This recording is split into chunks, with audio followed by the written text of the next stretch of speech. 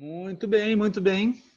Estamos agora plenos e aqui felizes e mesmo num ambiente assim estéril que é o virtual, né? Que parece que fica tanto cabo no caminho entre as relações. Eu tenho o enorme prazer de contar com a visita de duas talentosas pesquisadoras que colaboram muito com todas as suas vidas, porque elas trazem a riqueza dos seus olhares sobre o circo, não só sobre o circo que a gente vê e convive hoje, mas o circo que esteve presente na história do Brasil nos últimos, pelo menos nos últimos 100 anos. Vamos até tentar aumentar um pouquinho essa margem, porque nós vamos ter histórias incríveis aqui, porque hoje a gente, aqui no Galpão Petipoá, numa transmissão com o FAC Digital, que é o edital de estímulo e emergência do circo e das artes aqui através do Fundo de Apoio à Cultura do Estado do Rio Grande do Sul. Então, esse encontro, ele é promovido por nós aqui, que nos articulamos para trazer essa conversa através do FAC e também a oportunidade de encontrar com as pessoas que, além de irem ao circo, podem ser os artistas, colegas circenses que estão acompanhando as atividades digitais nesse tempo de isolamento.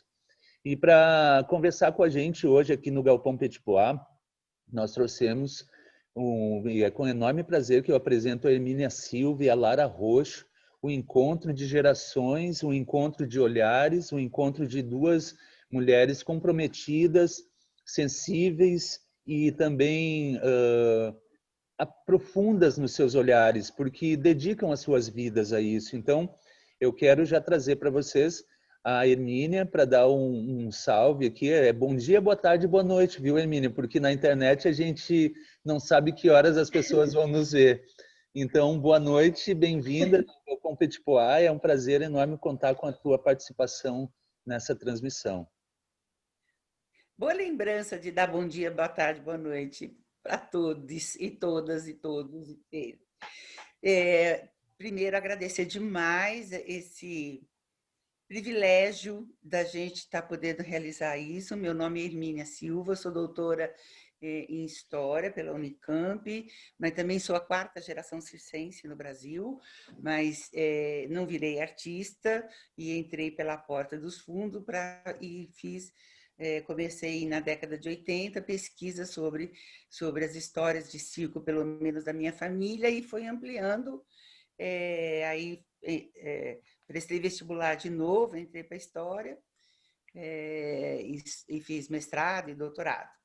Eu tenho uma parceria muito grande de pesquisa. Foi bom você falar que convidou duas mulheres, porque a presença feminina, desde o início das pesquisas, foi muito forte. É claro, tiveram outros, Mário Bolognese, Júlia Amaral, mas a presença feminina, e eu tenho muito prazer de ter começado essa pesquisa com Alice Viveiro de Castro e Verônica Tamaoki.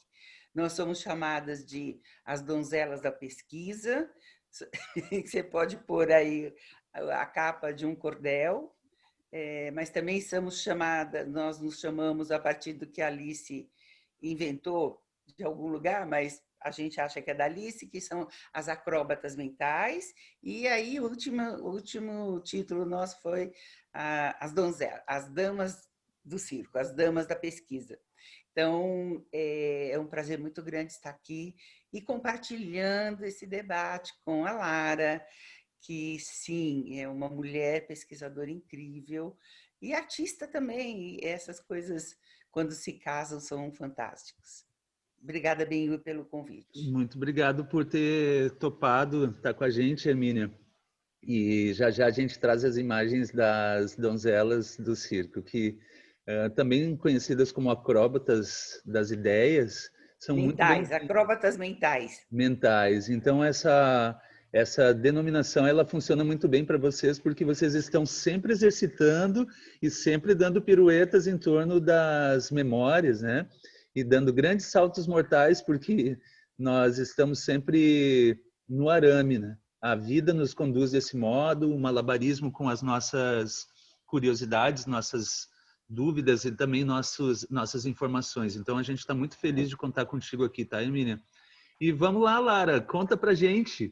A gente está fazendo esse encontro entre o centro do país e o sul do Brasil, mas de modo que a gente tem tanto carinho por esse encontro que nós estamos agora no mundo, né? A internet não tem fronteiras, então eu queria te dar muito as boas-vindas em ter aceitado esse convite e deixar com que essa conversa também abra nossos anseios, né? E a Lara é uma pessoa de tantas ideias e uma atividade tão permanente no circo, com aulas e com pesquisa, que eu vou deixar com que tu mesmo se apresente, tá, Lara? Bem-vinda. Muito obrigada, Ben, pelo convite. Ben-Hur, meu colega de ofício, artista de circo, que eu admiro tanto. Já tive a oportunidade de trabalhar algumas vezes com ele. E um convite muito especial para estar aqui falando sobre circo junto da Hermínia, historiadora, mulher que eu também admiro muito, que acompanhou a minha trajetória de pesquisa desde o começo. Bom, então, para quem não me conhece, eu sou Lara Roxo, sou artista e professora de circo. Eu sou artista de circo desde 2009 e professora de dança aérea em tecido desde 2012. Na verdade, eu conheci o circo junto no mesmo momento que eu comecei a estudar história, em 2007. E de lá para cá, eu desenvolvi uma pesquisa a respeito da história do circo no Rio Grande do Sul. Essa pesquisa ela começou lá no final da minha graduação em História, na URGS, em 2011. Depois disso, levou um tempo, eu levei essa pesquisa para o mestrado, que eu concluí em 2018. E agora essa pesquisa vem a público, ela virou livro, graças ao Prêmio Funarte 2019. E esse ano o livro está sendo lançado no meio dessa pandemia, desse contexto maluco. Mas, enfim, acho que esses encontros como esse que a gente está aqui hoje fazendo, nessa conversa que está aqui rolando, é uma das coisas boas, assim, uma das poucas coisas boas aí desse contexto, desses tempos tão difíceis que a gente está vivendo, né? É uma honra estar aqui. Sou muito grata pelo convite e pela oportunidade de estar junto de vocês, conversando sobre circo, sobre arte, sobre história. Ótimo.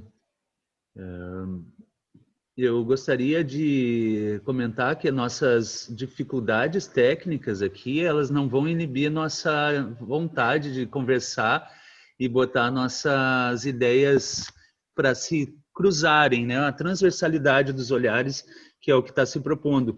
Quando nós escrevemos esse edital para o FAC, eu fiquei imaginando o quanto poderia ser rico uma performance circense, mas o quanto poderia ser ainda mais rico para as performances circenses que estão por vir, tanto nossas quanto das pessoas que nos assistem, é de que a gente demonstrasse o comprometimento que nós temos com a história do circo no Brasil, porque afinal ela não é uma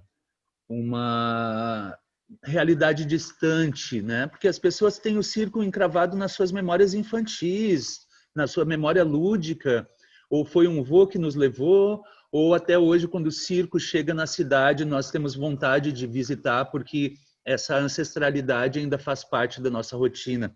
Então, Hermínia, é tudo contigo. Eu acho que eu fechei o teu microfone, peço a gentileza de que tu abra, e a palavra é tua para abordar o primeiro assunto que você trouxe para a gente, tá?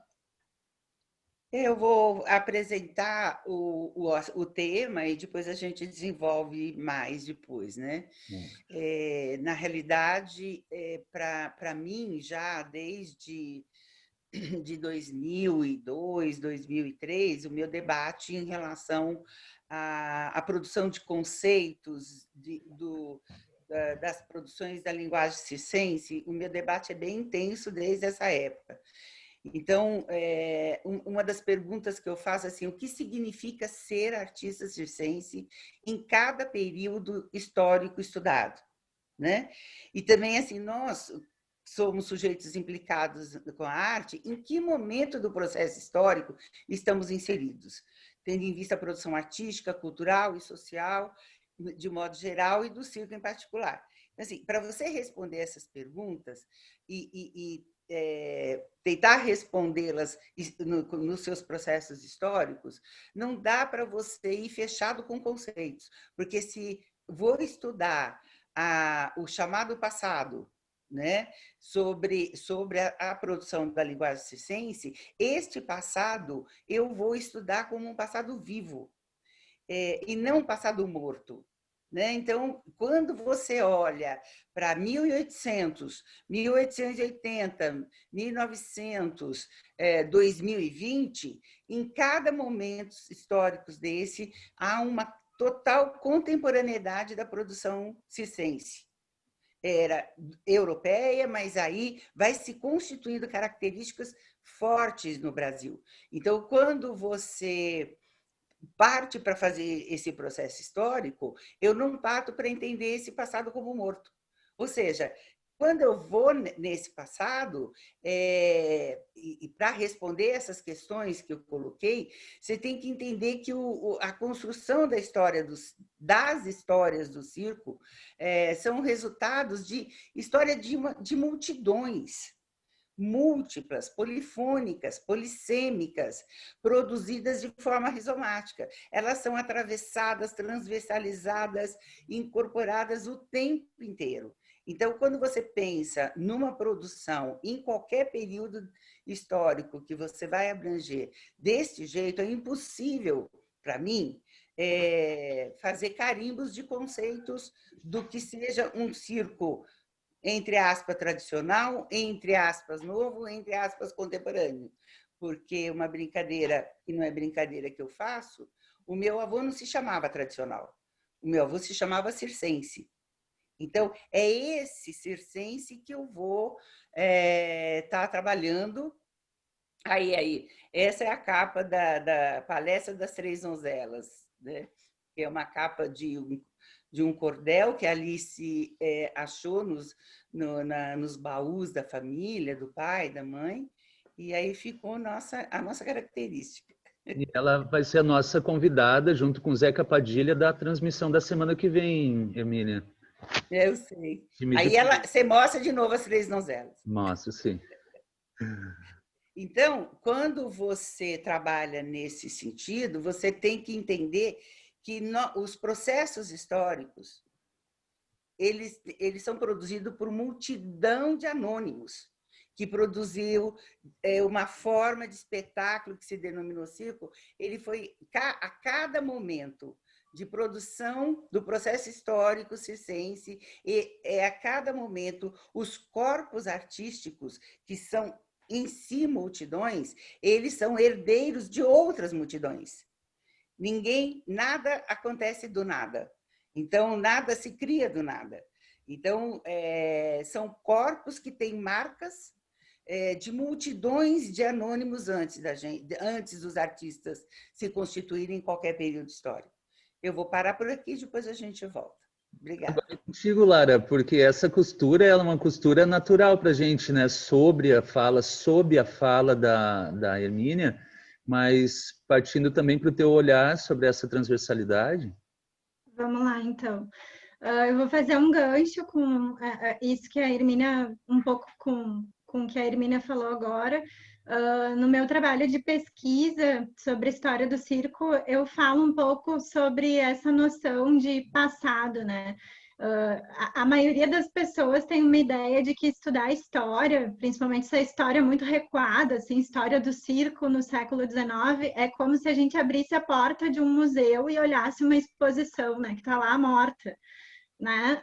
O passado, ele não é isso, assim, ele não é um monumento que a gente olhe para trás e contemple, né?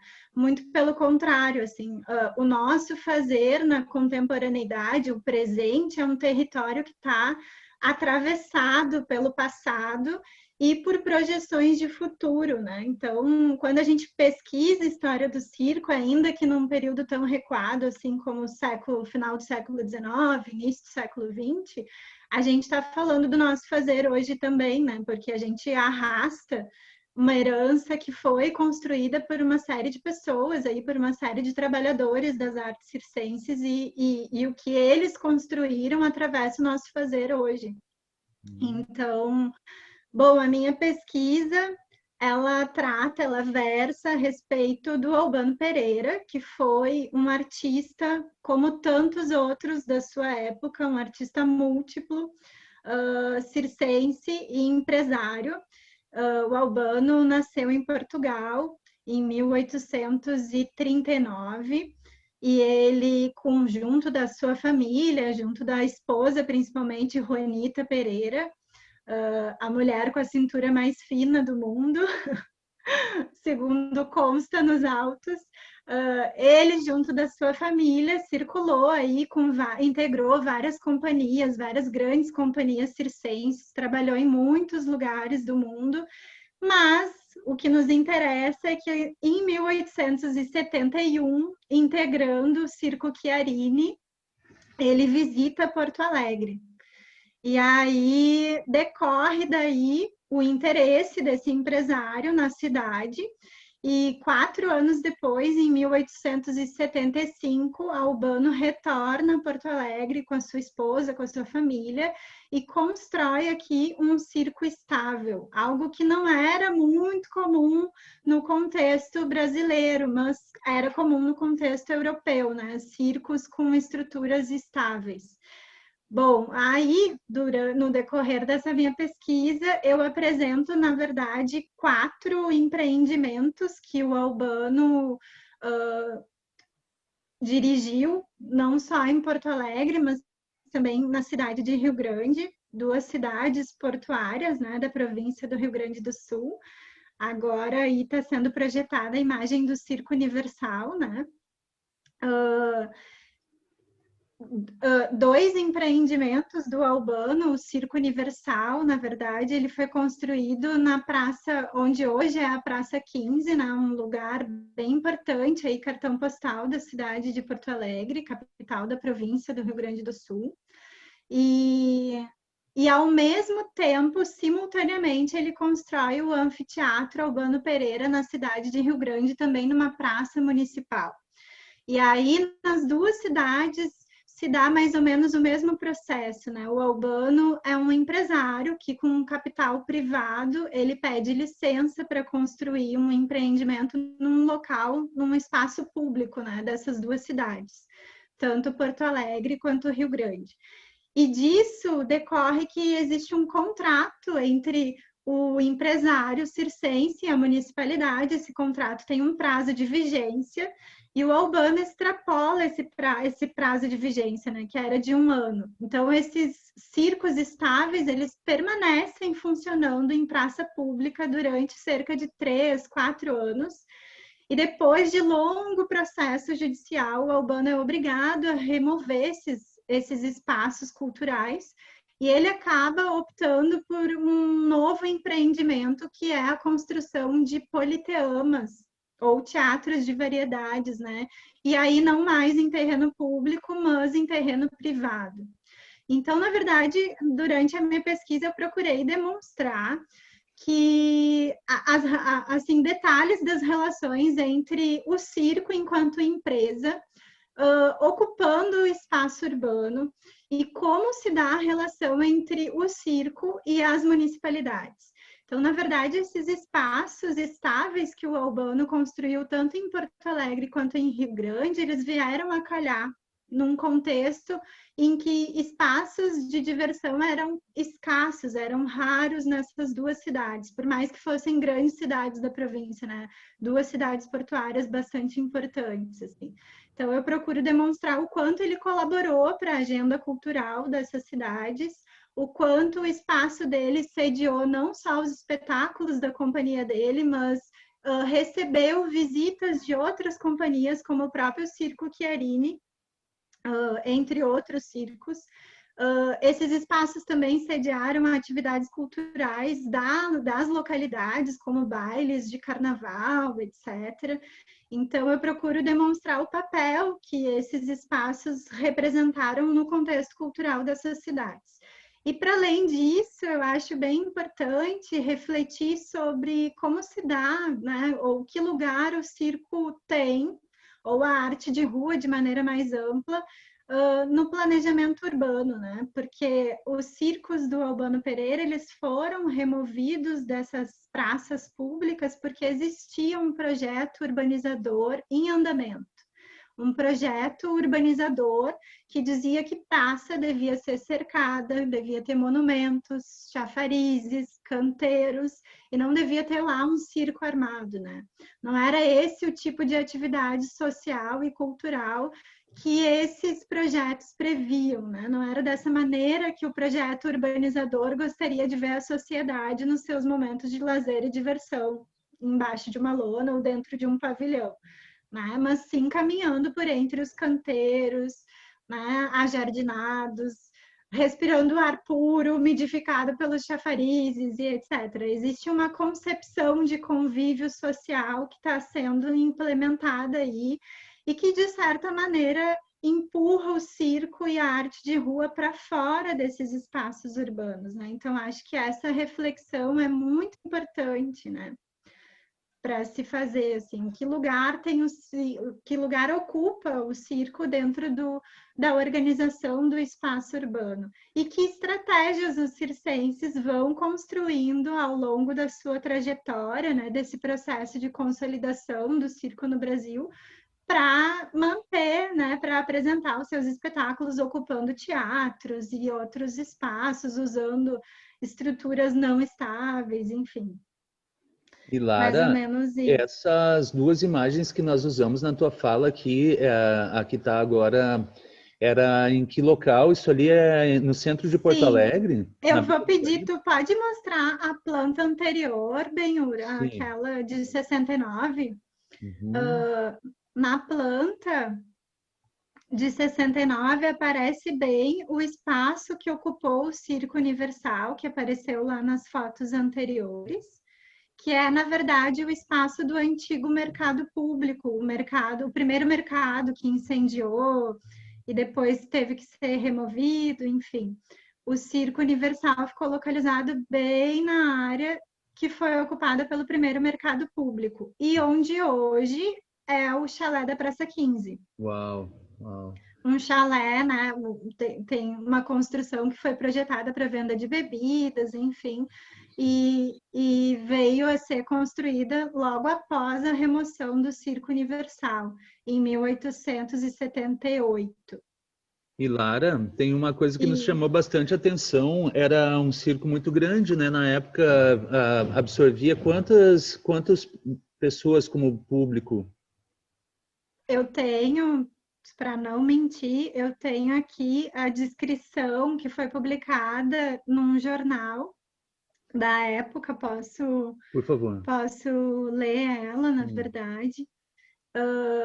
E aí ela está, na verdade, num livro bem importante aí para a agenda cultural de Porto Alegre do século XIX, que é o livro do Atos Damasceno, né? O Atos Damasceno, ele consultou uma série de jornais que, infelizmente, não estão mais hoje disponíveis, e ali tem a descrição do Circo Universal. Então, o circo media 32 metros de circunferência, além de 2 salões de entrada, com 8 metros de comprimento por 5 de largura cada um. Lateralmente ao frontispício erguiam-se lanços suplementares de 4 por 5 metros, destinados à instalação de salas de bebidas e cafés.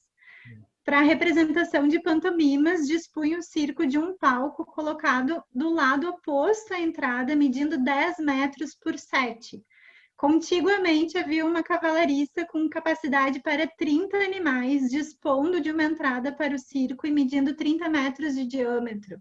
O madeiramento era sustentado por 36 colunas de madeira, sendo 12 internas, de 10 metros cada uma, e sobre as quais assentava a cúpula. A cumieira, perpendicular de 4 metros de altura, sustinha-se por 24 arestas de força, com 11 metros cada uma, e apoiadas todas nas 12 colunas internas. Havia 2 ordens de vidraças para devida ventilação, e a cobertura era de telha francesa, 24 mil aproximadamente. No alto da cumeira via-se uma gaiuta semicircular com vidros de cor para o farol. As paredes externas eram de tábua, 400 dúzias exatamente, colocadas em sentido vertical e medindo 5,5 metros de altura. Contava o circo com 3 ordens de cadeiras, uma de camarotes com 32 divisões e 5 assentos por unidade, e um plano suspenso com as arquibancadas em 7 ordens, comportando mais de 1.000 pessoas, interna e externamente. O pavilhão era pintado ao gosto chinês e a obra, propriamente exclusiva de Albano, custaria mais de 8 contos de réis. Essa foi a descrição de apresentação aí do Circo Universal logo após a sua inauguração. Que maravilha. Hermínia, essa história ela deve estimular muito a nossa memória, porque é uma memória muito recente. Quem passa ali pela frente do Mercado Público de Porto Alegre e vê aquele largo Glênio Pérez e o chalé da Praça 15 ali adiante, fica pensando como seria a presença de um circo permanente para tanta gente e encravado no centro da cidade, promovendo a diversidade, né? Não é um pouco o que está fazendo o Circo Conteúdo sendo um portal de tanta informação, de tanta diversidade, para que a gente consiga fazer um link do Circo Conteúdo a essa etapa da nossa conversa aqui, que se apresenta como um portal de informações sobre o circo. Parece que uma coisa está bem amparada na outra ali, está o passado, o presente e o futuro dessa arte tão linda, e a gente hoje vê o Mercado Público de Porto Alegre recebendo um estacionamento na frente, onde era uma lona que privilegiava a circulação das pessoas, né? Então fica esse descompasso para nós ajustarmos na tua fala, né? O que se propõe, e fala um pouquinho do Circo Conteúdo, que ele começa a balizar as nossas informações e é um portal que está servindo para muita gente se inspirar aí pelo mundo afora, né? Antes de falar um pouco de entrar no Circo Conteúdo, porque toda essa questão da diversidade do que nós estamos falando, ela reflete no que nós pensamos na construção de um site ou um portal para falar sobre o circo. Então, antes de falar sobre isso, eu só vou dar uma ideia. Assim, é muito comum, ainda é comum, diminui um pouco, as pessoas dizerem assim, mas na nossa época de início de pesquisa era sempre assim, não tem nada escrito sobre circo, eu não tenho nada, ninguém fala nada. Eu falei, ótimo, então procura suas fontes. Né? A questão da produção de coisas, de pesquisas, não estão prontas, não estão aí prontas. E a hora que nós começamos a pesquisar a fonte, a Lara deve ter percebido isso com certeza, é uma quantidade enorme de fonte, enorme. O circo no Brasil, durante todo o século XIX, está presente na maioria dos municípios, nos seus distintos tamanhos. Né? E a produção do espetáculo circense, ele era que nem o trabalho também atravessado e transversalizado o tempo inteiro. Porque uma das características importantes de você ter que eu vou entrar com outra agora, outra imagem, o Benhur, só um minutinho antes do seu conteúdo. Quando você estuda, então, por exemplo, tem o meu trabalho, da Lara, e eu e o Dani fizemos uma pesquisa inicial do circo no Rio de Janeiro, no Império, e agora está sendo ampliado pelo Dani, que também entrou nesse prêmio junto com a Lara, né? O Dani do Sudeste e você do Sul, né? Então, quando você abre as pesquisas da presença circense no Brasil, é impossível tentar definir esse tipo de produção que existia antes. eu sempre digo, não se pode falar de nenhuma história, não se pode falar da história da dança, da música, a história do cinema, a história do disco, do rádio, da televisão, das festas populares, das artes na rua, sem falar do circo. Não dá, né? Mas você tem disputas de memória muito fortes das chamadas histórias oficiais. Então, o teatro não fala, a dança não fala, a música fala, mas no en passant, sendo que os palcos picadeiros circenses foram protagonistas de todas essas artes. Ali, atravessadas, transversalizadas, e os corpos artísticos circenses, uma das características importantes é que eles não existia uma especialidade. Até pelo menos 1930, 40, não se pensava assim, eu sou malabarista, eu sou... Não, tinha que ser, eu vou aprender acrobacia, aéreo, animal, palhaço, vou aprender a dançar, a cantar, a tocar um instrumento musical. Esse é o conjunto dos corpos artísticos. E os artistas, como sempre, eram aprendizes permanentes. Há uma educação permanente. Então, quando a Lara fala do palco, do circo, porque também tem isso, a partir dos nossos trabalhos, há uma desmistificação que circo é lona, ou todo, que circo é todo, né? Houve muito... Assim, o problema é que depois de 100 anos atrás, você vai tendo uma transferência para o circo itinerante ser de todo. Os circenses ocupavam todo o Albano. Antes um pouco do Albano, eu vou mostrar aqui para vocês. Antes um pouco do Albano, nós vamos ter aqui...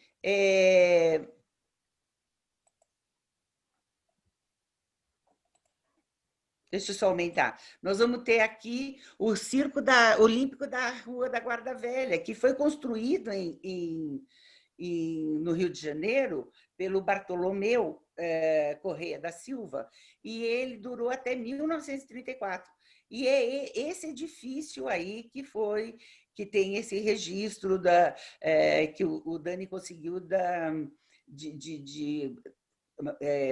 fotografado antes dele ser demolido, porque ele inaugura em 58, 56 e vai até 1934, né?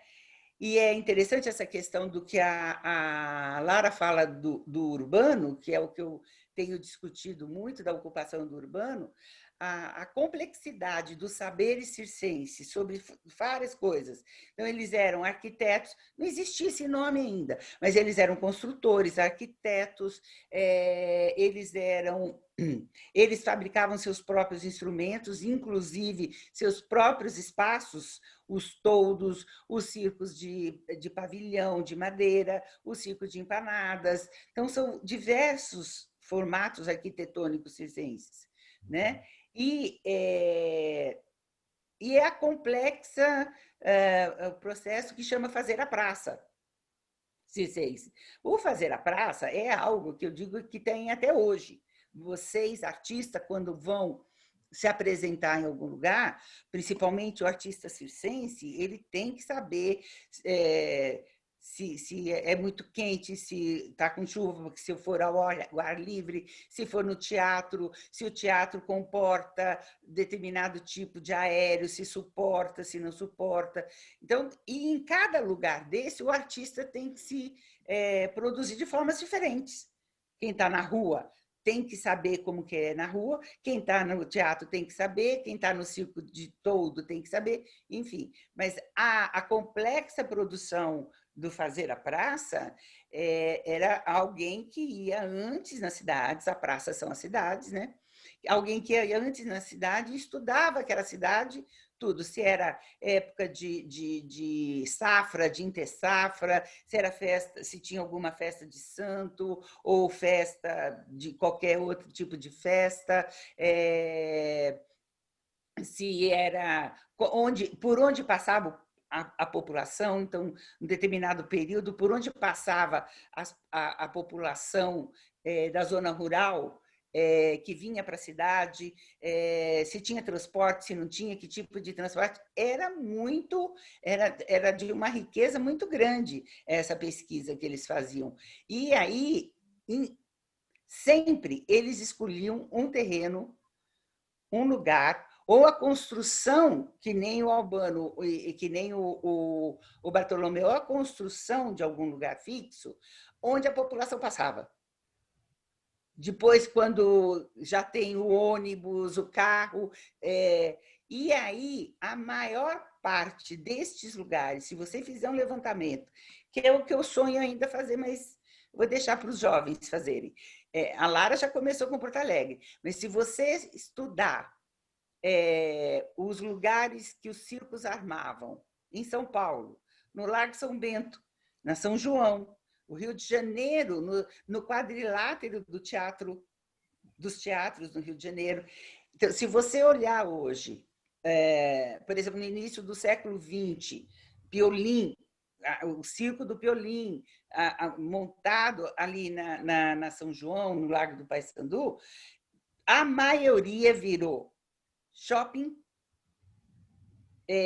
estacionamentos públicos, lugares que são privilegiados no urbano, os circos são impedidos de entrar ou são destruídos para abrir, porque são lugares privilegiados. O circo não escolhia um lugar a dedo.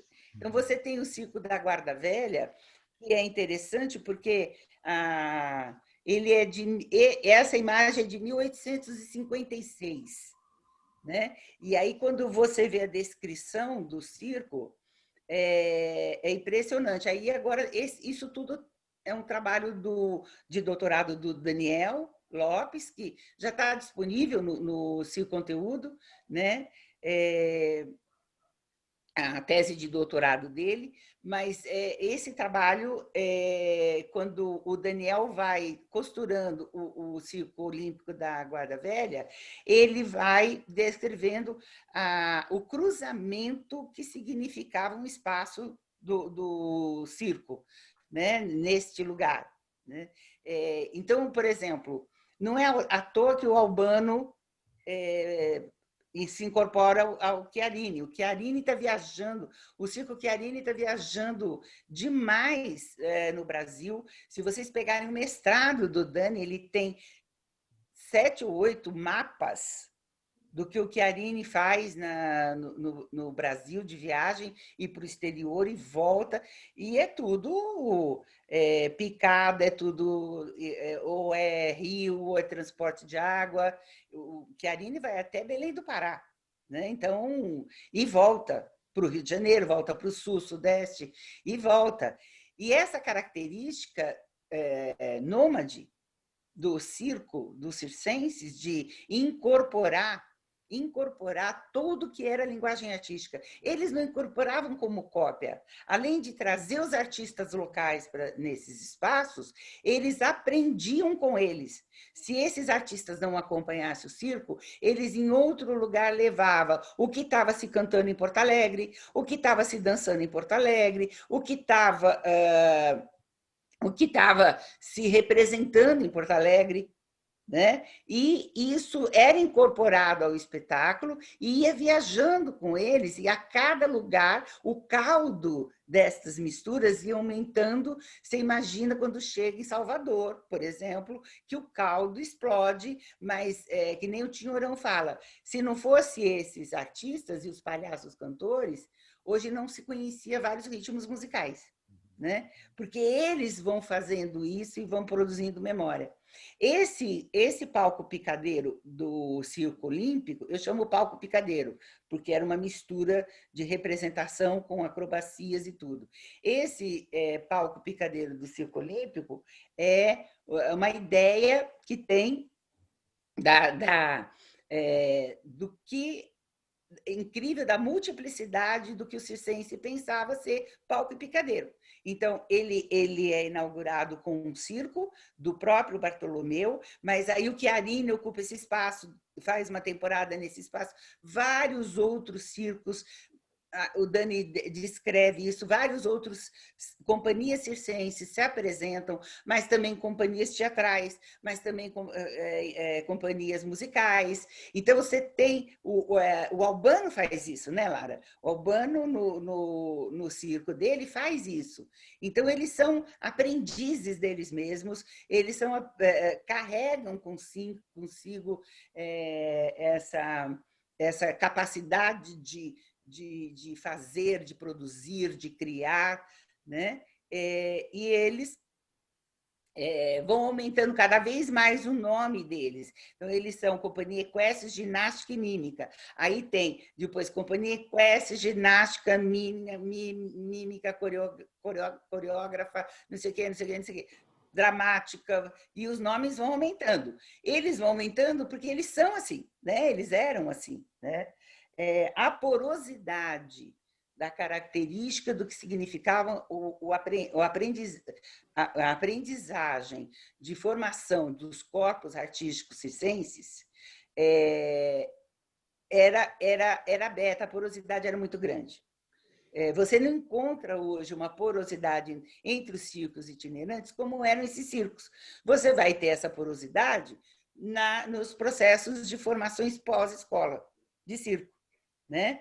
E nos processos de formação pós-escola de circo, você volta a ter uma porosidade muito grande, porque os artistas não aprendem mais com famílias, eles aprendem com famílias egressas do circo, que saíram, que tiveram que se reinventar como professores. E o cruzamento e a mistura no Brasil não é uma mistura sem problemas, não é uma mistura que nem a democracia racial, não acredito nisso, não concordo nisso, mas a mistura era muito grande, né? Então, não é à toa que eu trabalho com um negro, filho de escravo, e que foge com circo em 1882, né? Então, o circo incorporava escravos, mas a característica deles de que entrou para o circo tem um destino, tem que ser artista, mesmo sendo escravo. Vai ter uma relação problemática por ser escravo, vai ter uma relação problemática por ter pele negra, porque essa questão da pele negra é muito forte, dos corpos negros, mas em 3 meses o Benjamin já estava fazendo... Tudo bom? Em 3 meses Estamos ao o vivo Benjamin aqui, já gente, estava é isso aí fazendo. também. Em 3 meses o Benjamin já estava fazendo o trapézio, já estava no picadeiro, né? E é escravidão. Então, essas características todas presentes na produção dos corpos circenses, que aí eu não dou nome, não chapo com um conceito que reduz o que é o tradicional, o que é o passado. Eu não falo que, então agora é novo, mas eu digo que o circo sempre foi contemporâneo, sempre produziu novo. Então, quem vê um Albano Pereira, um Bartolomeu e toda a produção do Dani na tese de doutorado dele tem essa noção. Pós-escolas de circo, muda-se o modo de organização dos trabalhos, não é igual que meu pai nasceu, muda-se os modos de produção de transmissão dos saberes, de formação.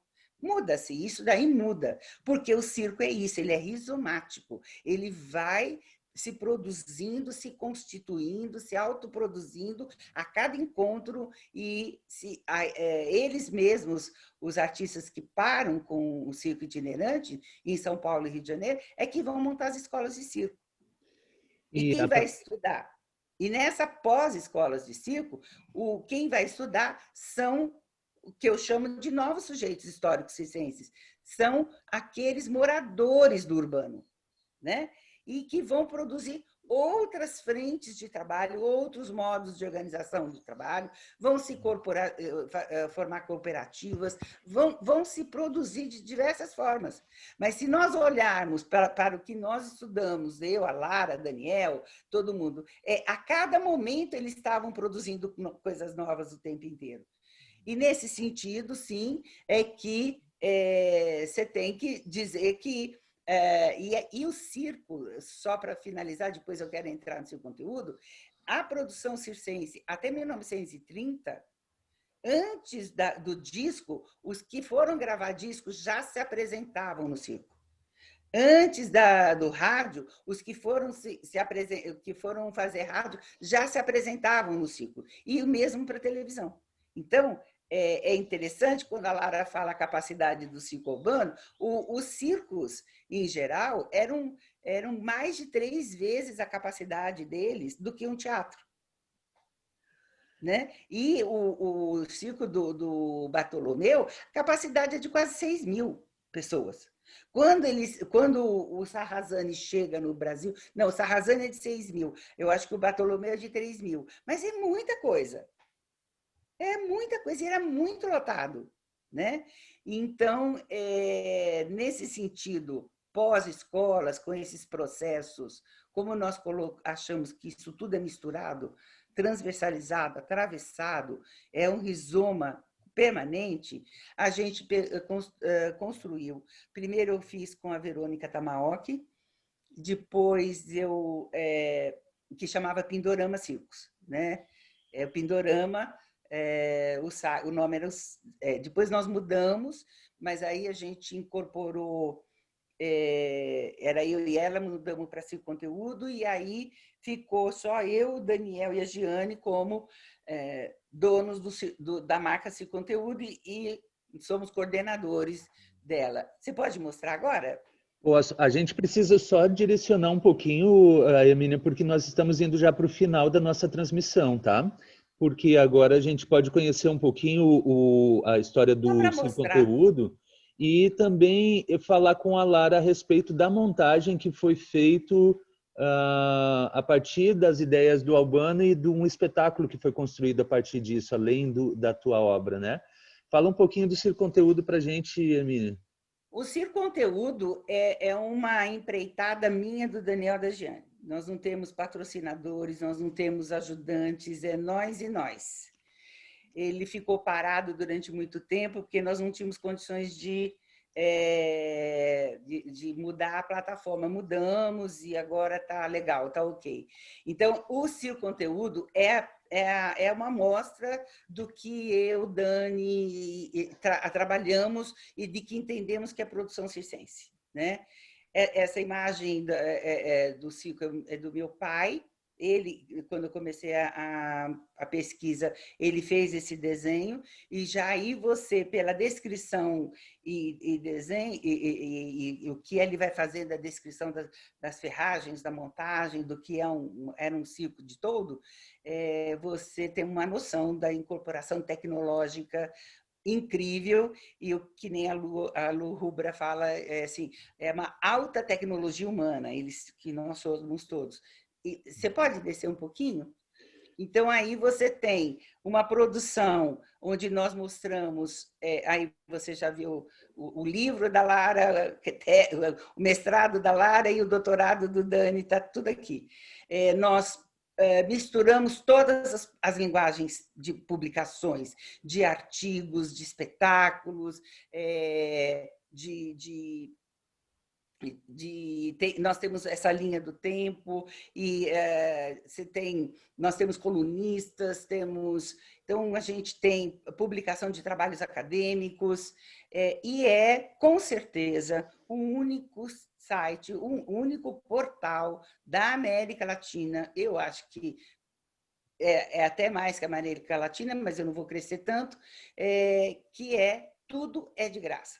Nós não cobramos nada. E a gente deixa bem claro isso para os autores de tudo, porque a gente não negocia nada. E a gente teve dificuldade sempre de ter patrocinador, porque nós queremos ter a máxima liberdade de produção do nosso portal, inclusive com críticas políticas que a gente achar pertinente. E nós estamos aqui, Hermínia, com a convidada da semana que vem, que é a Alice Medeiros de Castro, que é uma das acróbatas mentais, né? E também, ouvindo muito, é um convite para quem está assistindo a visitar o portal do Circo Conteúdo, www.circonteúdo.com. Vai encontrar uma diversidade de informações, artigos, biblioteca de vídeo, de memórias, e sem dúvida vai ter um glossário da história do circo no Brasil, com pessoas, histórias e projetos incríveis, né? Lara, diz uma coisa pra gente. Como foi essa história da montagem do Circo Praça, que vem homenageando o Albano? E com isso a gente também já encaminha o final dessa nossa transmissão. E falando um pouquinho sobre esse espetáculo, a gente pode dar nossos pitacos, Hermínia, porque eu, inclusive, tive o prazer de participar do elenco desse espetáculo e tenho bastante saudade de encontrar tanto com os colegas de cena quanto com o público, né, na nossa frente, Lara. Então, a primeira etapa da minha pesquisa, que foi o trabalho de conclusão do curso de graduação em História, foi lá em 2011, foi quando eu estudei o caso do Circo Universal. E aí depois, no mestrado, recentemente, eu ampliei para outros empreendimentos do Albano Pereira. Quando eu finalizei lá o meu trabalho de conclusão em 2011, o Circo Híbrido, que é o grupo com o qual eu trabalho e faço circo, especificamente a Tainá e o Luiz, que são o casal aí, dono do Circo Híbrido, que mantém essa lona erguida com ou sem pandemia. Eles me incentivaram muito a dar seguimento à pesquisa e se interessaram muito em produzir um espetáculo, criar um espetáculo de rua que falasse um pouco sobre a história da ocupação dos espaços urbanos pelo circo. E aí a gente, então, tinha a ideia de construir, de criar um espetáculo de circo contemporâneo e de rua, coisa que a gente nunca tinha trabalhado, assim, a gente trabalha mais com teatro, enfim, com espaços fechados de apresentação. E aí apareceu um edital de concurso público da Secretaria de Cultura do Estado, o FAC das Artes, e nós escrevemos um projeto, então, para criar esse espetáculo. A gente reuniu um grupo de artistas parceiros, né, para além da Tainá, do Luiz e eu. Chamamos o Guilherme Sanches, que era músico, porque a ideia era que esse espetáculo fosse musicado ao vivo, né, que ele funcionasse como um cortejo nas praças, nas principais praças públicas de Porto Alegre. Chamamos um casal de acrobatas, a Ridan Albuquerque e o Carlo Cancelli, e chamamos também um malabarista incrível, o Ivar Mangoni, que agora está lá na Itália. E ainda a gente convidou a Jennifer Gerhardt, que é palhaça e bonequeira, para dirigir esse espetáculo. Então, esse espetáculo ele não teria saído do plano das ideias, né? Se não tivesse o incentivo financeiro de um edital público. Então, daí a gente já começa a fazer um gancho para essa reflexão a respeito do circo no espaço urbano e dos incentivos, né, que o governo, enfim, pode e deve dar aos artistas de rua, ao circo, às outras artes, enfim. A gente escreveu esse projeto em 2012, e ele só foi, o espetáculo só estreou em 2014. Bem, eu vou pedir para tu mostrar o cartaz do espetáculo e primeiro as fotos de rua, porque depois eu falo um pouquinho sobre o teatro. Então, esse foi o primeiro elenco do magnífico Circo Praça. Em síntese, o espetáculo conta a história de uma trupe que ali no começo do século XX chega a uma praça da cidade e se depara com essa praça reformada, né, cheia de canteiros, monumentos, chafarizes, e não consegue armar a lona, não consegue montar o circo. E acaba tendo que apresentar o seu espetáculo num ato de passagem, num cortejo por entre os passantes e por entre todos elementos, obstáculos que a Praça Reformada impõe a essa trupe. Esse espetáculo, ele então estreou em 2014. A gente tem ali fotos da Praça da Alfândega, inclusive essa apresentação ela foi feita em meio à Feira do Livro, que é um evento bem importante aqui da nossa cidade, e a Praça da Alfândega também é uma das principais praças municipais, né, de Porto Alegre. E aí, posteriormente, a gente, nessa primeira temporada de espetáculos, cumprindo com o que estava previsto no projeto, a gente apresentou em 12 praças municipais. E depois o espetáculo, ele na verdade ficou em stand-by, assim, porque é uma grande equipe de artistas, né, que demandam um ensaio de técnicas práticas, né, de acordo com o que cada um faz, malabarismo, acrobacia, enfim.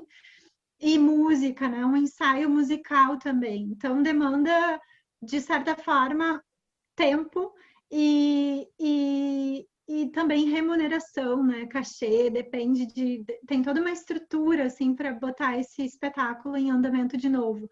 Então, ele só foi apresentado novamente em 2016, de novo, mais uma vez, através de um outro edital de concurso público, daí para a ocupação do Teatro Glênio Pérez, que é o Teatro da Câmara Municipal.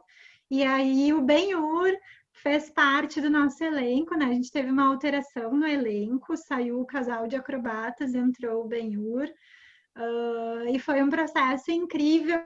E aqui eu também quero fazer uma observação, assim, quando a gente saiu da rua e levou esse espetáculo para dentro do teatro, né, que era o local onde a gente poderia, então, tinha a oportunidade de apresentar ele de novo, a gente teve que operar uma série de modificações, né, nos números, no roteiro do espetáculo, e aí a pesquisa histórica sobre o circo faz todo sentido, né, é pensar como essa linguagem artística tão múltipla, né? Quando a gente fala lá do Albano Pereira, a gente fala de um circo zoológico, né?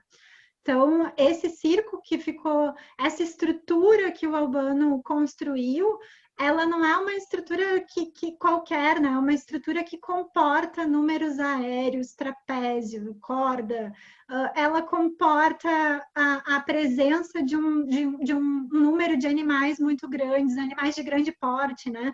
Então, o circo, enquanto linguagem artística, ele demanda o uso de um espaço de espetáculo adequado, né, que comporte as suas atrações. Então, não é qualquer espaço que os circenses conseguem utilizar.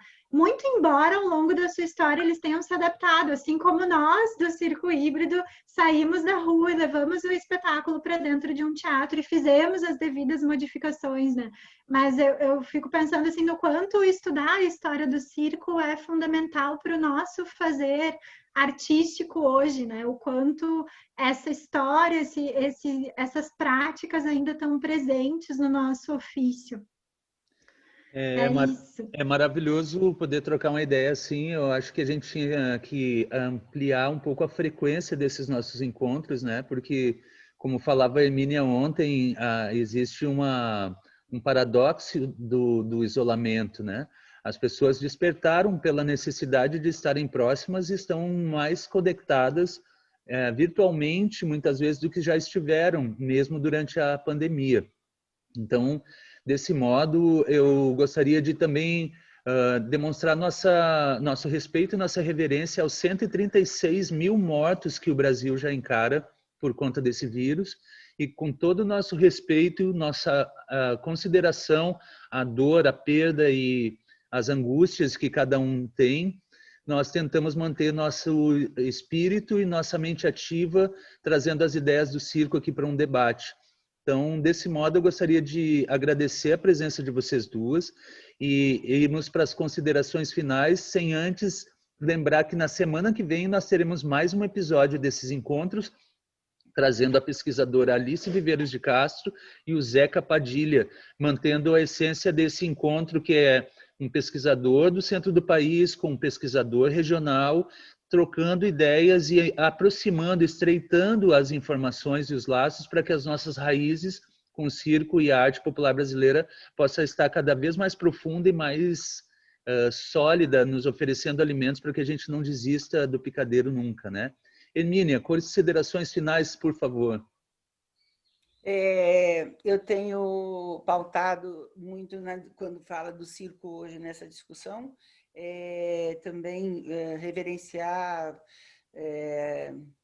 as pessoas, 130, quase 150 mil já mortos, e pautar contra um governo necropolítico que mata, é uma política da morte, incentivando a morte. Então, nesse sentido, eu quero disputar o futuro. O futuro você disputa hoje.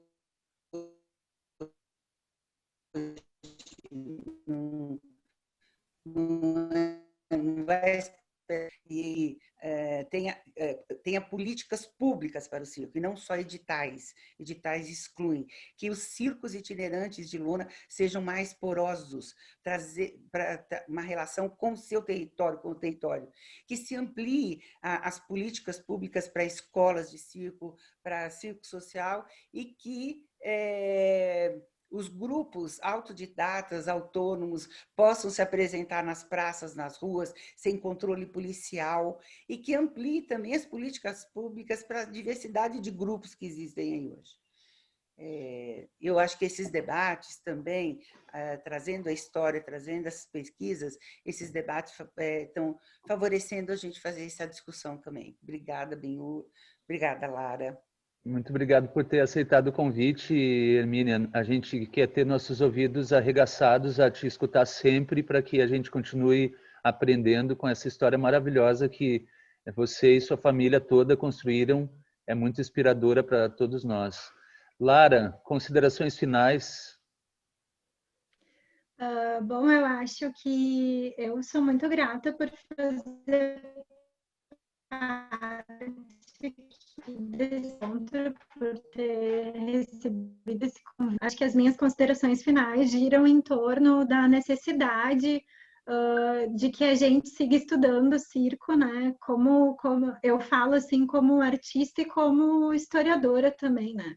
Então, eu acho fundamental que a gente pense o circo e não só repita, né, as práticas sem refletir sobre elas, né?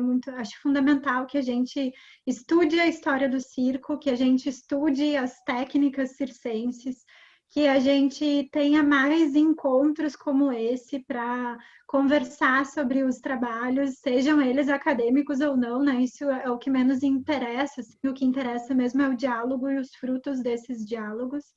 E, enfim, e também quero dizer que o meu livro está aí sendo lançado, né? Que logo mais vai ter evento aí da Feira do Livro, com a editora Libretos. Ele foi lançado pela editora Libretos, e quem tiver interesse em ler essa pesquisa, esse estudo, que tem muito diálogo aí com o estudo da Hermínia e de outros pesquisadores, entre em contato comigo para adquirir o seu exemplar.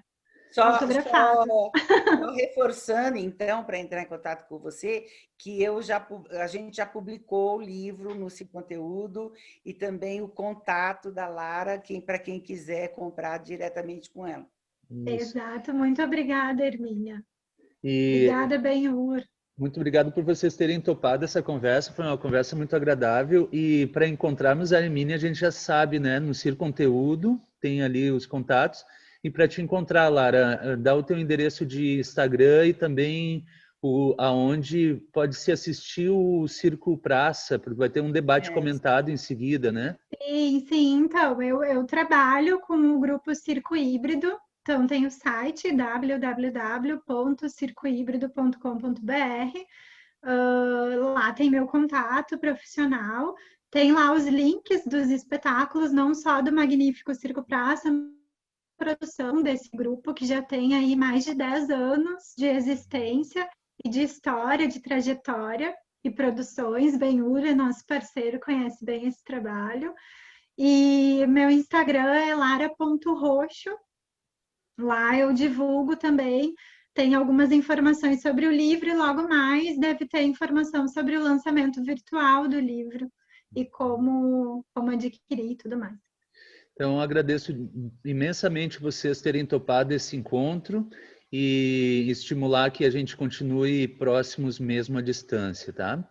Esse foi o primeiro programa do FAQ Digital aqui pelo Rio Grande do Sul, que espera a presença de outras duas figuraças, assim, que é a Alice Viveiros de Castro e o Zeca Padilha na semana que vem. Então, recomendem a seus amigos e foi um prazer encontrar com vocês, meninas, de verdade. E a gente vai deixar um template aqui para agradecer a presença de todos e todas que estiveram conosco para marcar a presença aqui no nosso querido Galpão Petit Pois, ideias novas surgindo, com possibilidades ainda de ampliação, porque o tempo não para, a vida continua e a gente está muito, muito feliz de permanecermos vivos diante a tanta calamidade. Obrigado mais uma vez a todos e até a próxima, meninas. Até! Beijo! Beijo, beijo. Aqui o Circo Praça. É incrível. Eu queria ficar o dia inteiro conversando com vocês aqui.